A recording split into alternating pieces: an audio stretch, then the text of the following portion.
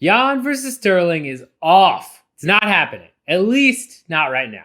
So news broke not that long after UFC 255. Strangely, which we'll talk about, right around the time they announced Brandon Moreno versus Deiveson Figueiredo.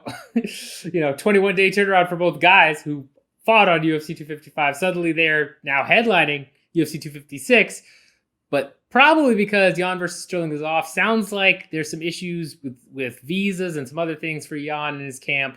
So now we are once again waiting for this bout that I feel like everybody wants to see in the bantamweight division. Mr. Wells, what are your thoughts on this? Now, it definitely explains why there was that immediate push. And I say immediate push to get Figgy to turn around and fight on this card. It was literally at the post-fight press conference. Dana White was mentioning it. And we never see that. How many times do we see in post-fight press conferences where Dana White is like, oh, we don't make fights until Tuesday. I'm not playing matchmaker tonight. Yada, yada, yada. Well, this was the exact opposite in this situation. He was like, yeah, we're going to have Figgy turn around and fight in 3 weeks. Like, what? You had to be wondering, like, okay, that was a fight card that had just one title fight on it, right? And it's your last pay-per-view of the year. Did you just want to have two title fights on there? Or was there like a real underlying reason why you're trying to force this fight to happen so quickly? And apparently with this news coming out, they had to know, right? At least for maybe a day or so, they had to know that that was the reason why they needed to find a replacement, because Petr Yan was having issues, whether it be with the visa or, and potential injury, whatever have you. They're saying personal reasons. Whatever the case may be, the fight's off. And it just explains so much what happened immediately after the fight. And I wonder if that was relayed to Deiveson Figueiredo after the fact, after the post-fight press conferences and everything, because he was upset. You remember, like, he was upset that he didn't get a bonus. He said, if you really want to show appreciation to me, don't make me fight in 21 days again. Just give me a bonus and let me go home. It's a holiday, So it just explains a lot, man.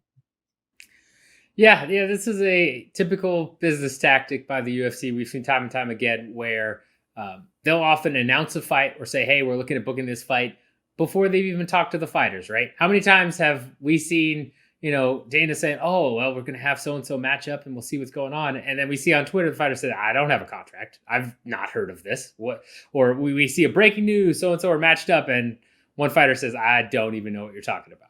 It's a typical business tactic by the UFC. And just as you mentioned, Figueiredo was mad. He was pissed he didn't get that bonus. And all of a sudden, his boss is saying, by the way, you have to stay here, go on 21 days, not a full training camp. You got to just turn around and defend your belt again, right? There's no way Dana did that without knowing that Yan and Sterling was off. I am sure that was part of the plan. I'm sure they were waiting to see if, either one of those guys had sustained some kind of injuries, got some medical suspensions, which required a longer layoff, so they couldn't do the fast turnaround. Since that wasn't the case for either Moreno or Figueiredo, it makes sense that White's going to go ahead and try and push this because that's what the UFC does. So another big part of this, right, is Aljamain Sterling has been waiting for a title shot for what it seems like forever.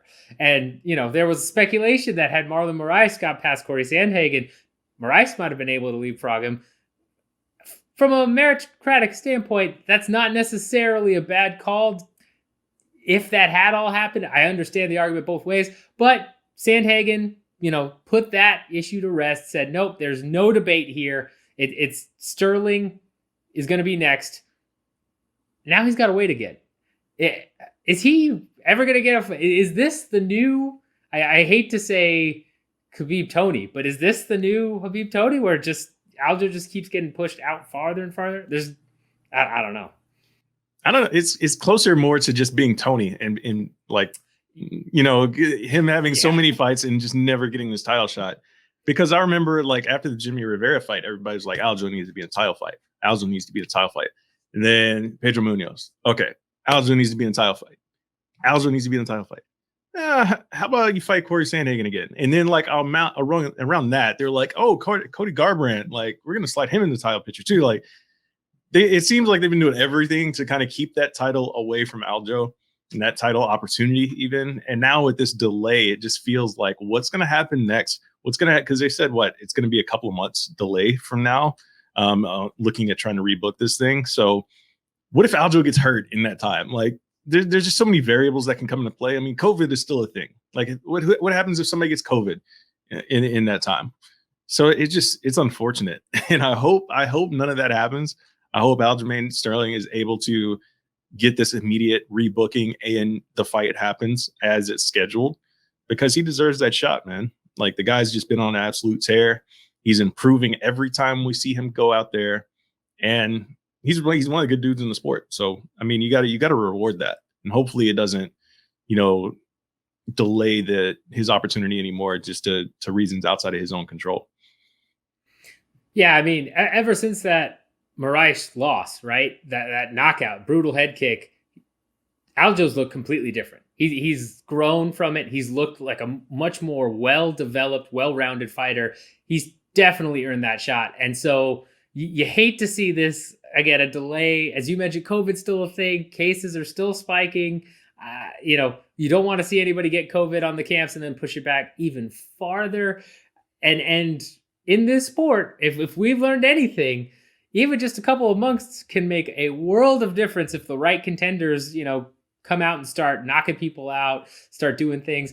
Ask Leon Edwards. Ask Leon Edwards why he's fighting our boy, Khamzat Chimaev. I mean, big ups to Khamzat for everything we got here. But, I mean, it doesn't take long for a new contender to get a couple fights, look good, and steal that spot.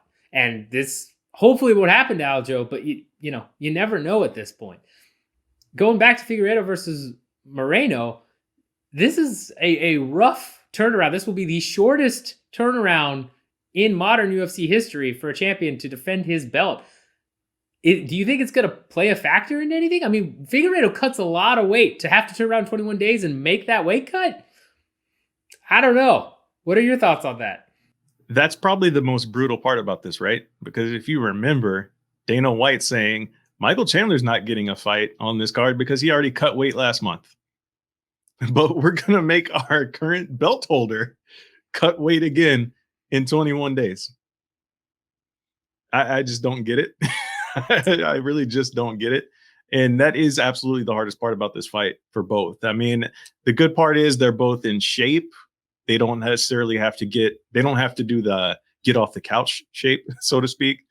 They've been going hard in training camp. So they're ready when it comes to like their timing and their fight speed and all that stuff. But the weight cut is the most brutal part of all this, man. And it sucks that they're going to have to do that again. And it's a title fight, so there's no potential for a catch weight or anything like that either. So that's brutal on these guys, and hopefully they're compensated a little bit extra for that too. Yeah, I'd hope so. And Figgy's working with a nutritionist, right? He said it was one of his easier weight cuts. Normally he's not, ready to go day of the way he was. I think it was 10 minutes and he was on the scale and it was good to go. So, I mean, that is miles different from, the stories I heard about. I think it was against Formiga, his only loss, where he was cutting 37 pounds in a week or something insane like that. Yeah. Insanity, so, I'm happy he's with a nutritionist. I'm happy that he's in better shape for that, but it's still rough for 21 days. So we'll see what happens. Hopefully we're not talking about a vacant 125 belt come December because the champion couldn't quite make the weight cut. But I don't know. Yeah, it's wild. I mean, but look, at the end of the day, I guess to put a positive light on it, regardless of how we got here, you got flyweights headlining two title fights, 2 pay-per-views in a row. Like, that's unprecedented for the UFC. So I guess that's a little bit of a milestone for the small guys. Yeah, and I mean, it should be a great matchup, right? Moreno looked phenomenal. Yeah. He has been looking very good, and Figgy once again did what Figgy does. So that should be a great matchup. Makes sense to do that next instead of Garbrandt, in my opinion. Make sure you like and subscribe to the video and let us know your thoughts on this turnaround. Are you worried about Aljamain losing his title spot? Do you think Moreno and Figueiredo is the right fight to make and it's okay that they're doing it this quickly, right? Will there be any gripes where Figgy's going to demand an instant rematch if he loses his belt because he didn't have enough camp, or will Moreno want another shot? There's so many factors here. Let us know your thoughts. And yeah, anything else to cap this one off? No, that's it, man. And I hope it's like, again, I hope there's no situation to where we're looking at interim titles for either one of these divisions. And I hope it doesn't evolve into a situation where Aljo has to take another fight. So yeah, we will hope and wait, another couple months, but 2020, y'all. 2020.